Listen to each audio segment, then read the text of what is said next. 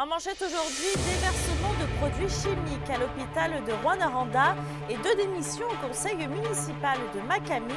Le TVA Nouvelle Midi commence maintenant.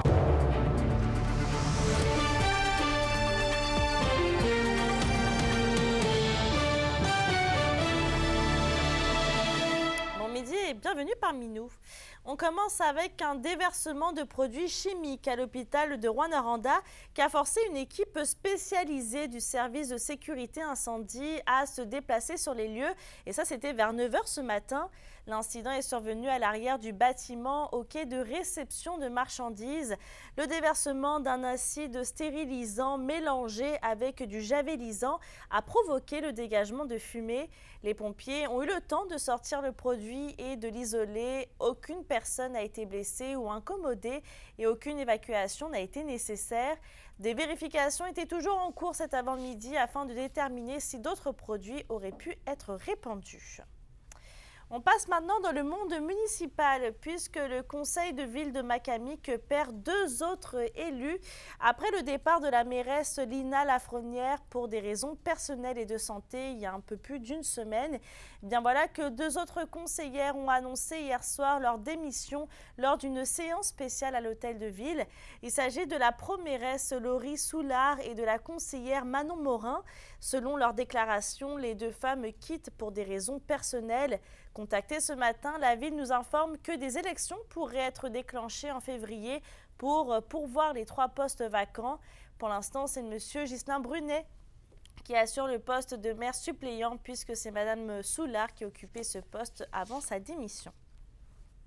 Mais je pense qu'on a une équipe au niveau de l'administration quand même en contrôle depuis les derniers mois. C'était mis en place.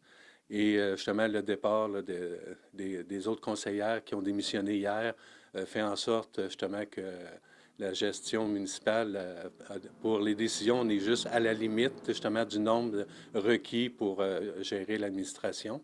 Mais c'est quand même là, agréable et on devrait être capable de passer au travers facilement au niveau des prochains mois.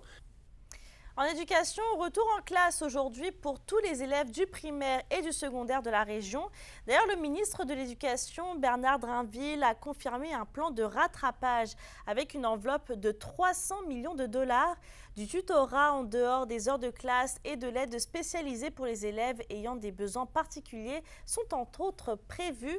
La pondération des examens ministériels est aussi revue à la baisse et les 2 prochaines semaines seront donc consacrées à identifier les besoins des élèves. Les activités de rattrapage doivent débuter dès la fin du mois. La question du jour TVA, une présentation de Mobilier Bélan qui vous offre depuis plus de 50 ans un service de qualité et un grand choix de matelas, mobilier, électro au prix compétitif que vous recherchez. Et à la question du jour, on vous demande dans le domaine de l'éducation, êtes-vous satisfait du plan de rattrapage scolaire du gouvernement? Pour voter et commenter, rendez-vous au tva-abitibi.ca. Et c'était soir de conseil de ville hier à Rouyn-Noranda. Le dossier de la fonderie Orne est d'ailleurs revenu à l'avant-scène. Et Anthony, l'administration déplore le peu d'intérêt des propriétaires du quartier Notre-Dame à participer au projet de réhabilitation des sols. Oui, tout à fait, Mélissa. En fait, là, ce que l'administration a tenu à souligner, c'est une certaine réticence des propriétaires de la zone par rapport à l'ampleur des travaux. Et pour nous situer par rapport à l'enjeu, je vous propose déjà d'entendre la mairesse suppléante, Mme Samuel Ramzioul, à ce sujet. 79 propriétés qui ont été échantillonnées, puis la fonderie avait ciblé là, en priorité les terrains où il y a des enfants, où il y a des garderies, des choses comme ça. Il y a quelques propriétaires qui ont décidé de faire réhabiliter le sol. Nous, c'est ça qu'on déplore, c'est peut-être par manque de connaissances, mais en fait, c'est un peu un appel à tous, justement, de participer à cette réhabilitation-là, parce que nous, c'est ce qu'on demande depuis le début avec la santé publique, avec le ministère de l'Environnement, de dire qu'on est capable de réhabiliter les sols. C'est vraiment la priorité numéro 1, de dire qu'on évacue les contaminants de nos terrains, là, où le principal risque pour la santé est. Donc, en écho au rapport de la fonderie Horn présenté aux élus en décembre dernier, Samuel Ramsey-Hull, explique que le conseil est surpris de constater que seulement une poignée des 53 propriétaires des terrains ciblés ait voulu procéder à une réhabilitation. L'élu précise que cela s'explique, oui, par une mauvaise connaissance de l'enjeu, mais aussi peut-être par une certaine crainte vis-à-vis de l'ampleur des travaux de réhabilitation, puisque les travaux nécessitent du temps, de l'importante machinerie et le remaniement complet des terrains visés, ce qui pourrait donc refroidir certains citoyens. Toutefois, comme les coûts des travaux sont assumés par la fonderie Horn, la mairesse suppléante se veut rassurante et encourage la population à participer au projet. Et Anthony, on va parler maintenant de transport puisque l'optimisation du circuit d'autobus de Rouyn-Noranda est en route. Oui, c'est une bonne nouvelle selon les élus. On le sait, le comité de transport de la ville constate un achalandage plus élevé du service de transport par autobus depuis sa gratuité. On veut donc réduire le nombre d'arrêts afin d'accélérer les trajets. La ville invite donc ses citoyens à utiliser le transport collectif, mais aussi le transport actif avec des stations d'autobus maintenant aux 500 mètres. On avait plusieurs arrêts qui étaient quand même à proximité un de l'autre, qui faisaient en sorte que l'autobus arrêtait souvent, donc ça rallongeait les trajets pour les utilisateurs. Donc, évidemment, qu'ils ont fait la demande à savoir est-ce que ça pourrait pas être plus court. On a revisité, on a revu nos arrêts et c'est là qu'on a décidé de diminuer. Rappelons d'ailleurs que la ville compte toujours élargir le territoire couvert par son service d'autobus au quartier d'Évin et de Granada d'ici la fin de l'année. On continuera donc évidemment à suivre le sujet pour vous. Effectivement, merci Anthony. Au plaisir. On va parler maintenant d'héroïsme. Une cérémonie a eu lieu hier après-midi à Sainte-Germaine-Boulay pour remettre la médaille de la députée à une citoyenne ayant fait preuve de courage lors d'un important incendie. Notre collègue Kimberly Hall était sur place. Comment vous vous sentez de recevoir le prix de la députée? Beaucoup d'émotions. Oui? Oui, beaucoup d'émotions. Le 6 octobre 2022, Diane Brousseau s'est démarquée par sa bravoure lorsqu'un feu s'est déclaré dans son immeuble où résidaient également 11 personnes.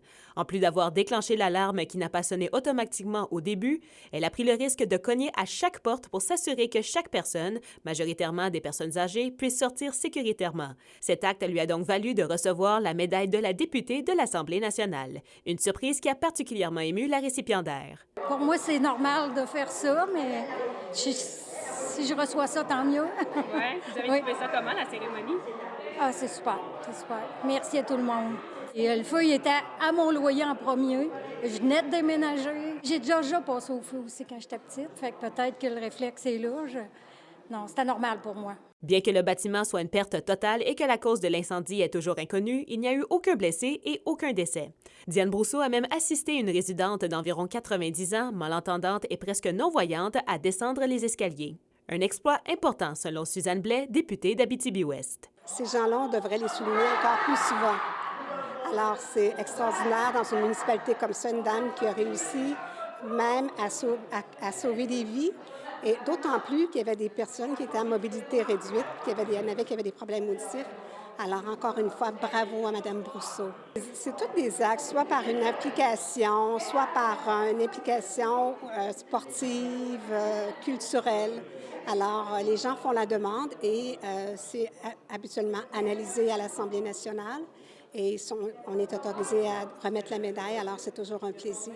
Pour le HLM en question, une reconstruction est prévue d'environ 1 an si les délais le permettent. D'ailleurs, Mme Brousseau, qui reste maintenant à Roquemaure, souhaite habiter dans ce nouveau bâtiment si l'opportunité le permet. Kimberly Hall, RNC Nouvelles, Sainte-Germaine-Boulay.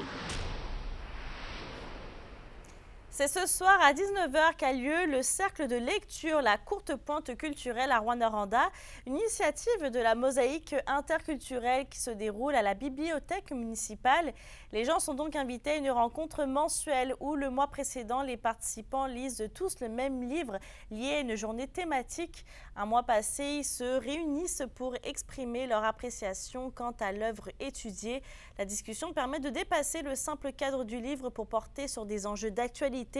Les gens intéressés n'ont pas besoin d'avoir lu le livre pour venir assister au cercle. C'est également un soir de match pour les deux équipes de la LHMQ de la région qui croiseront le fer pour un duel de la 117. Les Foreurs de Val-d'Or rendent visite au ski de Rouyn-Noranda à l'Arena Glencore sous le coup de 19h.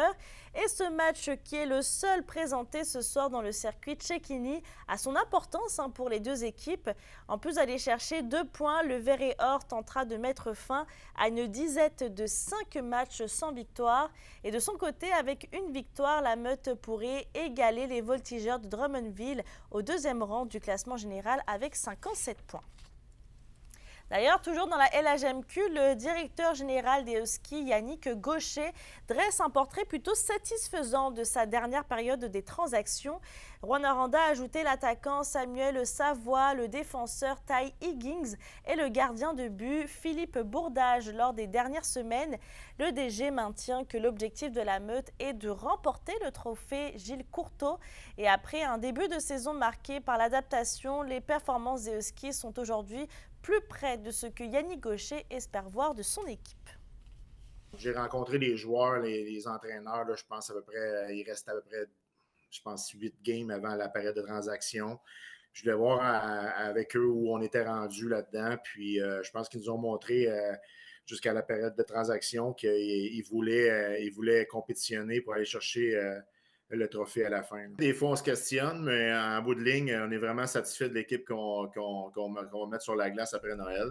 Et puis maintenant, ça sera justement notre équipe d'entraîneurs, nos joueurs de performer à la hauteur de l'équipe qui est sur papier. À la météo aujourd'hui, on a un avertissement de neige cet après-midi et mercredi matin sur toute la région. Donc on s'attend à des accumulations de 2 à 4 cm au Témiscamingue. Et côté température, on devrait avoir un maximum entre -8 et -5. Pour ce soir et cette nuit, c'est de la neige forte sur tous les secteurs avec des accumulations allant jusqu'à 15 cm. Les températures vont être plutôt stables autour de -7 degrés. Bon, on l'a compris, avec la météo, il faudra donc être prudent sur les routes. L'accumulation rapide de neige pourrait rendre les dépassements difficiles dans certains endroits. On se retrouve tout à l'heure. Bonne journée.